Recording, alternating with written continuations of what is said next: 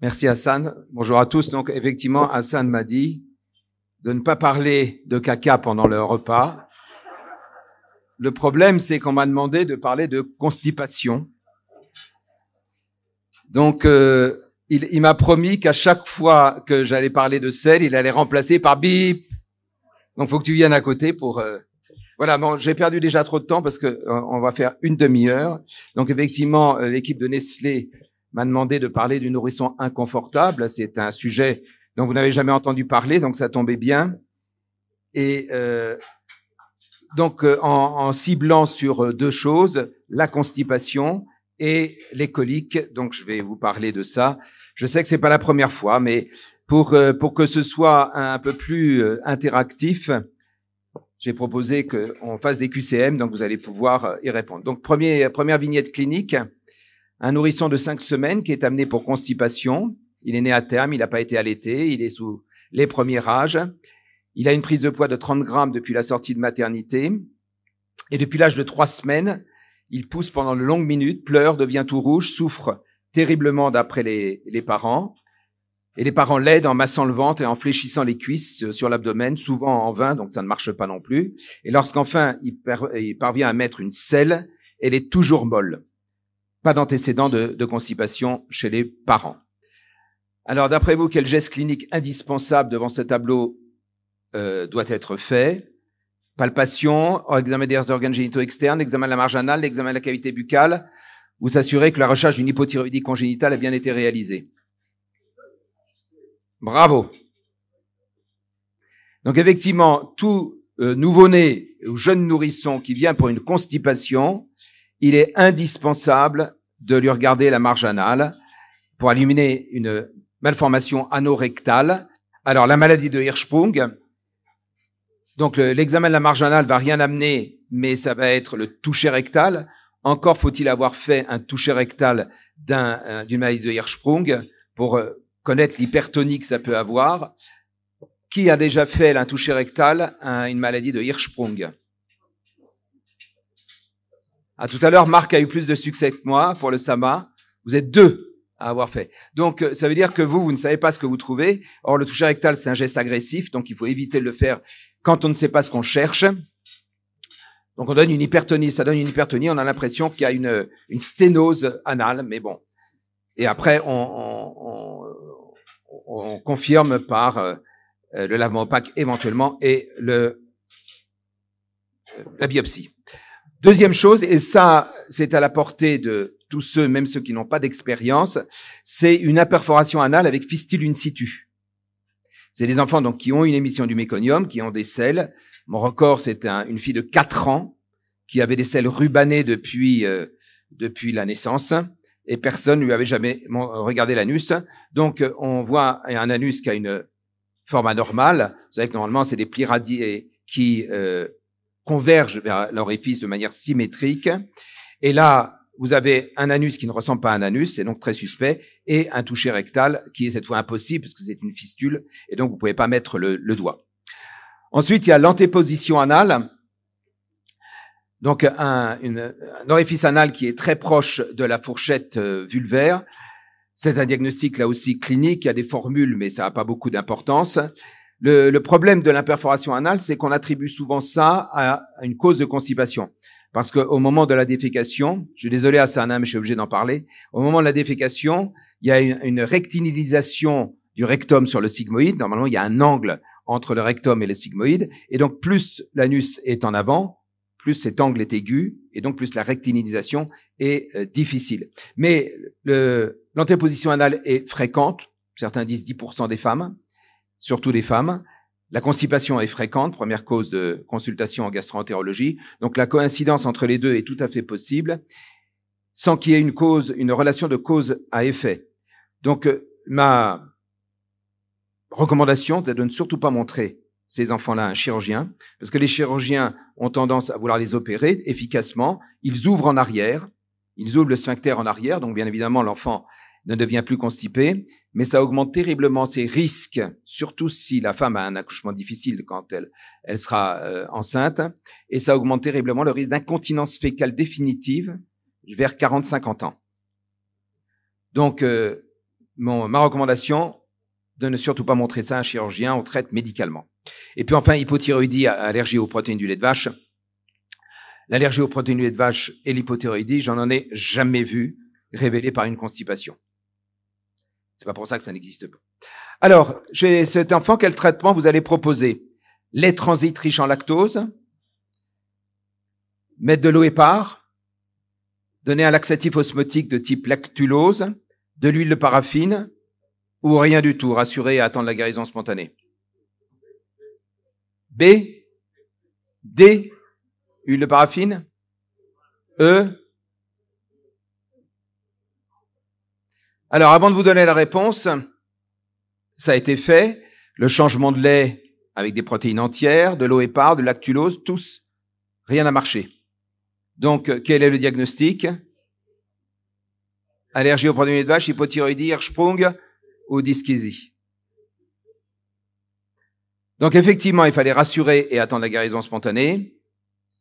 Et c'est un tableau typique de dyschésie infantile, quelque chose qui est très fréquent, qui n'a rien à voir avec la constipation, même si ça en prend l'aspect clinique parfois.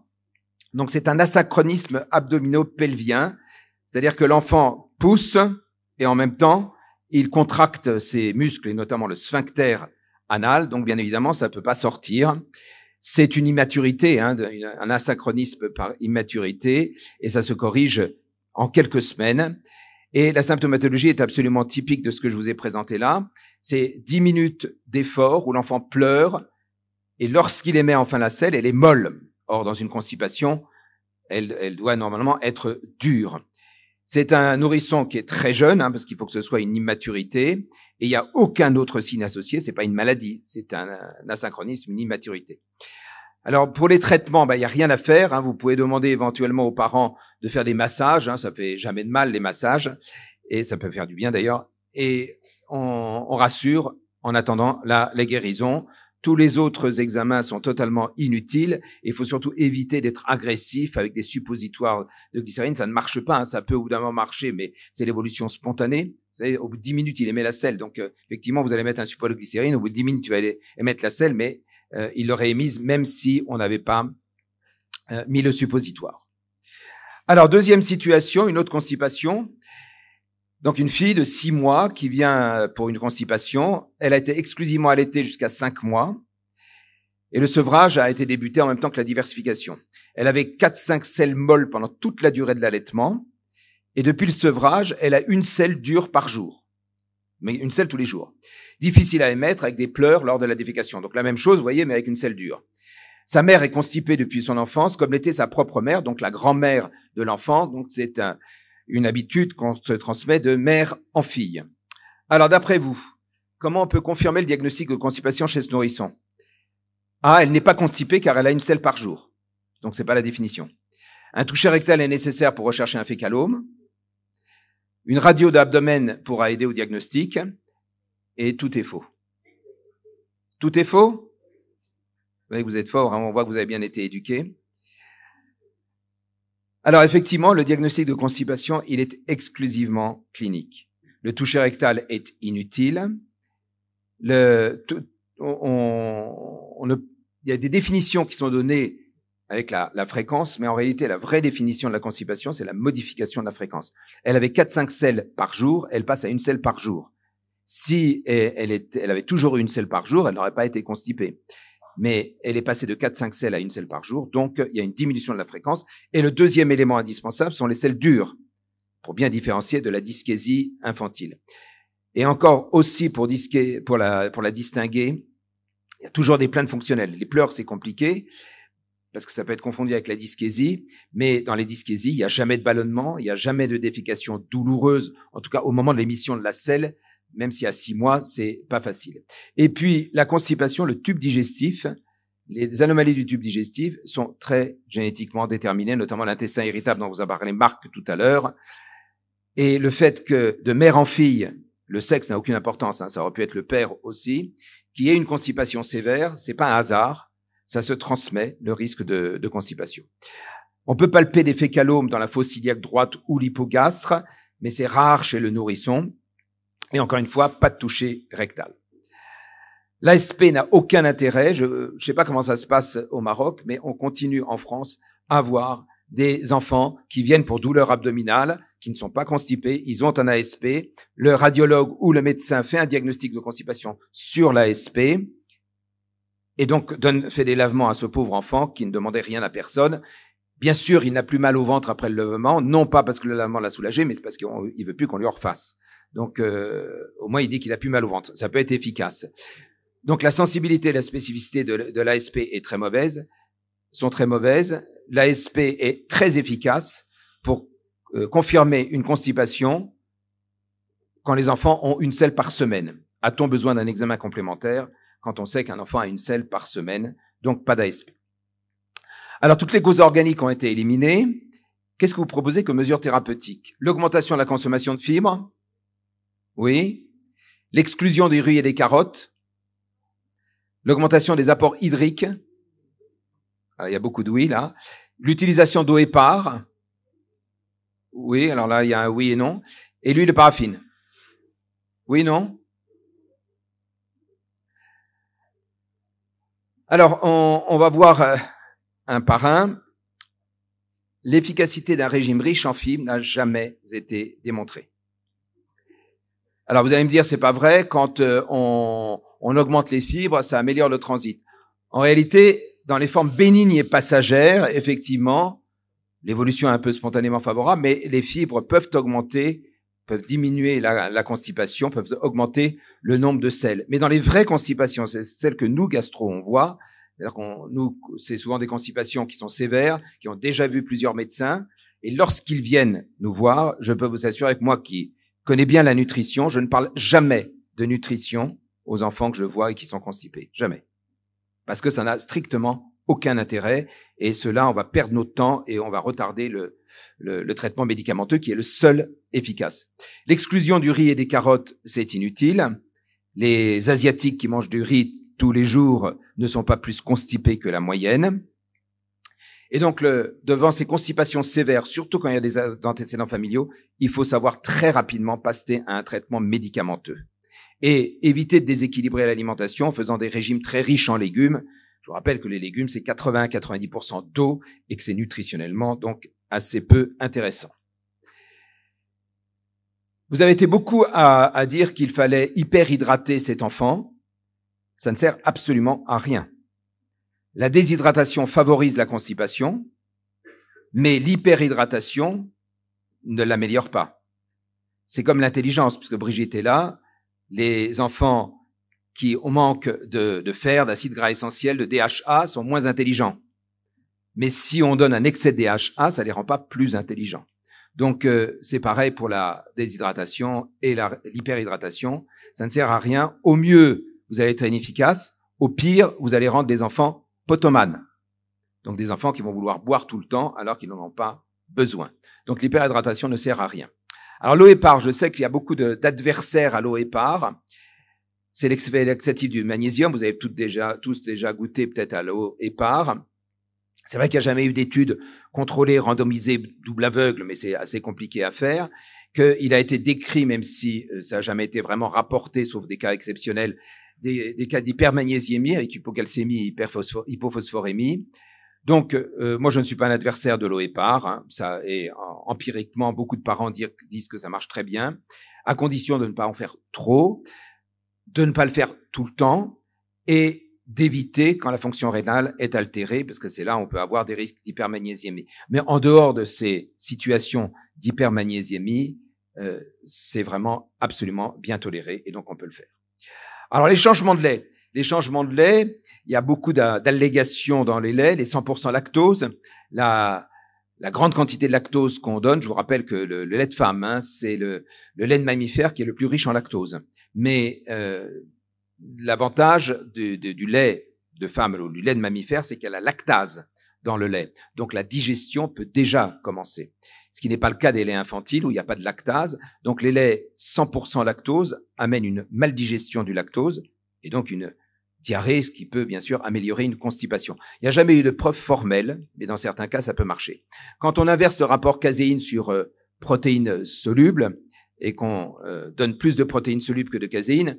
Je vous rappelle que dans le lait de vache, c'est 60% de caséine, alors que dans le lait de femme, c'est 20% de caséine. Le reste étant bien sûr des protéines solubles.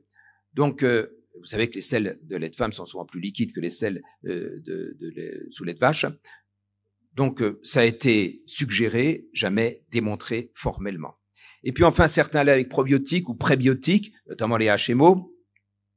Là encore, il faut qu'il y ait une preuve formelle, et c'est pas toujours le cas. Là, les seules preuves qu'on a parfois, c'est avec le bêta-pol. Le bêta-pol, c'est quand on met l'acide palmitique en position 2, et ça permet, sur les triglycérides, ça permet d'éviter des solubilisations avec le calcium qui rendent les sels un peu plus durs. C'est la seule chose qui a pu être démontrée. Mais avant de faire tous ces changements de lait ou ces changements de régime, pensez surtout à aller très rapidement au traitement médicamenteux. Donc, les traitements médicamenteux, il y a les laxatifs, donc Léoépar dont on a déjà parlé, l'huile de paraffine. Alors, je vous rappelle qu'en France, c'est interdit avant 1 an à cause des fausses routes qu'on peut éventuellement avoir. J'en ai utilisé même chez des nouveau-nés, j'ai jamais eu de problème. Enfin, un enfant qui a des régurgitations, au pire des fausses routes, faut peut-être l'éviter. C'est remarquablement efficace. J'ai 100% de succès en 34 ans avec l'huile de paraffine. Aucune constipation n'a résisté, il suffit juste d'en donner suffisamment. Aucune limite supérieure, c'est pas absorbé, donc vous pouvez en donner 10 cuillères par jour s'il le faut. Il y a un moment, ça marche très très bien. Bon, le risque de fausse route existe, il a déjà été décrit, j'en ai jamais vu, pourtant Dieu sait comme j'en ai utilisé. Sinon, il y a les laxatifs osmotiques, le seul qui a l'AMM en France avant 6 mois, c'est le lactulose. Et sinon, les macrogols, comme le Forlax, c'est pas d'AMM avant 6 mois. À titre personnel, moi, j'utilise toujours l'huile de paraffine avec donc 100% de succès. En revanche, il faut éviter les manœuvres locales, on met pas de thermomètre, on met pas de doigts, il y en a certains parents qui mettent les doigts. Les suppositoires à la glycérine sont à éviter, sauf urgence. Si l'enfant hurle, a du mal à émettre, mais il ne faut pas que ce soit un traitement chronique. Il faut traiter avec les suppositoires à la glycérine, puis mettre les laxatifs. Et puis, bien sûr, pas de lavement itératif, qu'on voit malheureusement assez souvent. On ne s'accoutume pas au traitement de la constipation, parce que souvent, il y a des parents qui disent « Ah, mais j'ai arrêté parce qu'il allait s'accoutumer ». Non. Quand on est constipé à vie. Et donc, c'est normal que quand on arrête le traitement, ça recommence. Même si la comparaison peut être un peu difficile, quand on est diabétique, si on arrête l'insuline, le diabète recommence. C'est pas à ce point-là pour la constipation, mais on est constipé à vie.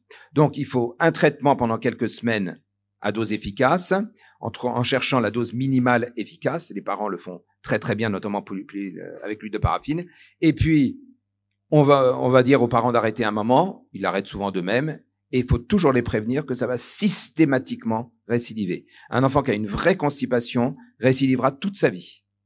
Et ça, il faut le dire. Alors, il y aura des périodes fastes, où son transit sera normal, et des périodes moins fastes, où le transit redeviendra très très lent. Et donc, il n'y a pas d'accoutumance. Ne confondons pas une maladie qui va persister à vie avec de l'accoutumance. Dernier cas, puisqu'on m'a demandé maintenant de parler aussi de coliques. Donc, un garçon âgé de 2 mois est amené pour des pleurs incessants. Il est exclusivement allaité depuis la naissance et les pleurs ont débuté à 3 semaines et n'ont pas cédé. Il régurgite après chaque tétée depuis l'âge de 2 semaines. Les pleurs sont aggravées lorsque les parents l'allongent et il cède lorsqu'ils le reprennent dans les bras, donc en position verticale. Donc, il régurgite et quand il est allongé, ça majore les pleurs. La croissance est parfaite et la maman consomme beaucoup de produits laitiers. Et je vous rappelle qu'il est allaité. Alors, quelle est la cause la plus probable à ces pleurs d'après vous? Un reflux, une œsophagite, une allergie aux produits laitiers de vache ou autre chose? B, une œsophagite. A, un RGO. C, une allergie aux produits laitiers de vache. Il manque plus que D. Bon, là au moins, vous êtes tous pas d'accord, ça tombe bien. Bravo à ceux qui ont dit D. Alors, qu'est-ce qu'on fait devant les pleurs? On va y revenir. D'abord, il faut éliminer les rares causes organiques. L'allergie aux protéines de vache. Chez un enfant qui est allaité, même quand la maman consomme beaucoup de lait, faut pas penser à une allergie aux protéines de vache. Je trouve qu'on pense beaucoup trop à une allergie aux protéines de vache, surtout devant des symptômes aussi banals que les coliques. même si la maman consomme beaucoup de lait, on peut y penser quand l'enfant n'est pas allaité, mais il ne faut pas y penser quand l'enfant est allaité. La constipation, ça se sait. Bon, là, c'était pas son cas. L'eczéma, on y pense rarement, mais le prurite, ça peut énerver les enfants qui peuvent pleurer. Bon, après, il y a tous les signes que vous connaissez, l'otite pyélonéphrite, les fractures, l'hématome suddural, l'hypertension intracrânienne, la malformation des voies urinaires avec la distension des bassinets, et puis le syndrome d'Angelman. C'est une maladie que Brigitte doit très bien connaître, puisque c'est des enfants qui ont des gros troubles neurologiques quand ils grandissent, mais quand ils sont tout petits, c'est des enfants qui ont des pleurs inconsolables. Et bon, le diagnostic est difficile quand ils sont tout petits, mais il devient moins difficile par la suite. Ils ont un faciès un peu particulier. Mais le point particulier, c'est qu'il y en a pas mal qui ont dit B, il ne faut pas rechercher d'œsophagite chez les enfants qui pleurent. Le premier travail, il était très bien fait, c'est pour ça que je représente souvent. C'était, vous voyez, il y a plus de 20 ans, une étude randomisée en double aveugle avec crossover, 30 nourrissons qui, pour entrer dans l'étude, devaient pleurer et avoir un reflux authentifié, soit par une pH-métrie, soit par une œsophagite peptique. Donc, ils avaient tous pleurs et œsophagite. Ils ont eu, en double aveugle, oméprazole ou placebo, en crossover, c'est-à-dire que la moitié a eu l'oméprazole, l'autre moitié le placebo, et après, ça a été inversé. D'abord, première question, est-ce que l'oméprazole a réduit le reflux acide? L'index de reflux acide, comme vous le voyez, est significativement plus diminué dans le groupe oméprazole que dans le groupe placebo. En revanche, pour les pleurs, vous voyez que le placebo a été aussi efficace que l'oméprazole, ou l'inverse, comme vous voulez, montrant très bien que la diminution de l'acidité gastrique chez un enfant qui a un reflux et qui pleure n'a aucun effet sur ses pleurs. Et d'ailleurs, la méta-analyse qui a suivi, et qui reprend notamment l'article que je vous ai cité, vous voyez, c'est rare d'avoir une méta-analyse où aucun des travaux répertoriés ne montre une efficacité des antiacides sur les pleurs du nourrisson. Donc, il faut oublier, on vient de refaire les recommandations HAS pour le reflux gastro-œsophagien et on a bien écrit que les pleurs ne sont pas un signe de reflux gastro-œsophagien. Alors, vous allez me dire, moi, j'ai beaucoup tenté, parce que beaucoup le pédiatre me le disent, je mets des antiacides et ça va mieux. Il y a un effet placebo terrible et il y a peut-être une modification du microbiote intestinal qui pourrait avoir un rôle dans les pleurs. En tout cas, il n'y a pas d'effet direct et puis il y a beaucoup d'effets indésirables des IPP, notamment l'augmentation du risque infectieux chez le tout petit et du risque allergique. Donc, je ne crois pas que ça vaille la peine de tester. Alors, quels sont les traitements qui ont fait la preuve de leur efficacité dans les pleurs du nourrisson? IPP, ne me dites pas oui, je viens de vous dire non. Les pansements œsophagiens. Le massage du ventre, est-ce que ça a fait la preuve? Oui, non. La consolation systématique du nourrisson. Certains probiotiques. Il n'y a que des probiotiques qui ont fait la preuve de leur efficacité. Effectivement, dans cette analyse Cochrane, qui commence à dater, mais qui est quand même de 2016, ils ont répertorié tous les traitements, considérés comme tels, qui n'ont pas fait la preuve de leur efficacité. Donc les IPP, on vient de le montrer, les pansements œsophagiens, notamment la siméticone, le gel de polysilane. Alors le gel de polysilane, ça marche très très bien, mais non pas parce que ça tapisse l'œsophage, c'est parce que c'est sucré. Et donc quand on donne quelque chose de sucré à un enfant, il pleure moins, mais ça n'a rien à voir avec l'œsophage. Les antispasmodiques, ça ne marche pas. Les laits appauvris en lactose ou sans lactose, alors il y a quelques travaux qui ont montré que ça marchait, mais dans cette méta-analyse, ils disaient que ça marchait pas. Le sucre, vous voyez que ça peut calmer les pleurs, mais pas de manière chronique, ça peut calmer immédiatement. L'ostéopathie, l'acupuncture, les massages et la consolation systématique du nourrisson, tout ça, ça ne marche pas. Il n'y a que 2 probiotiques qui ont fait la preuve de leur efficacité. Lactobacillus reuteri DSM 17938, avec, vous voyez, la méta-analyse qui est en dessous, et Bifidobacterium lactis BB12, qui a montré aussi son efficacité dans les pleurs, notamment, pour ne pas dire exclusivement, chez les nourrissons allaités. Ça, ce sont les articles initiaux, et ça a été repris dans les dernières recommandations de l'ESBIAN dont a parlé Marc tout à l'heure, où ils ont repris toutes les indications plus ou moins démontrées des probiotiques dans les pathologies digestives. Et vous voyez que les 2 probiotiques que je vous ai cités ont été repris, mais ils se sont limités, comme vous le voyez bien sur cette diapositive, aux enfants allaités.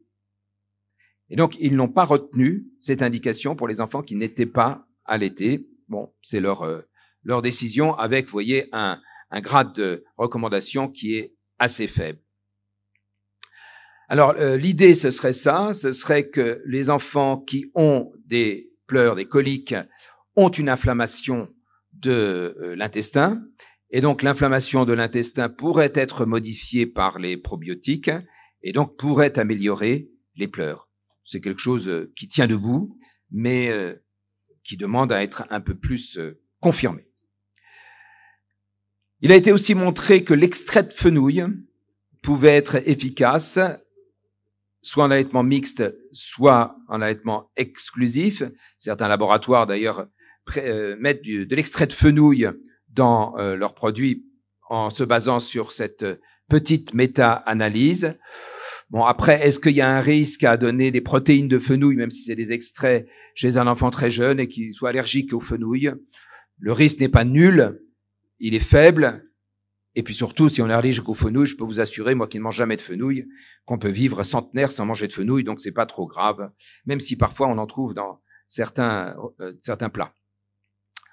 Alors les HMO, puisque c'était Nestlé, j'ai cherché si l'intérêt des HMO dans les coliques avait été confirmé, et j'ai trouvé cette méta-analyse de 2018. Alors vous ne devez pas pouvoir lire, parce que même moi, j'arrive pas à lire, mais ils ont répertorié différents articles, et ce qui a été mis en jaune, vous voyez, c'était d'abord une étude non contrôlée avec des enfants sains qui pleuraient, et ils ont eu un hydrolysa partiel avec des HMO dedans et une diminution, mais encore une fois sans groupe témoin, une diminution des pleurs dans le groupe qui avait reçu des HMO. Voilà, c'est le seul travail que j'ai trouvé. Je pense qu'il faut en faire d'autres.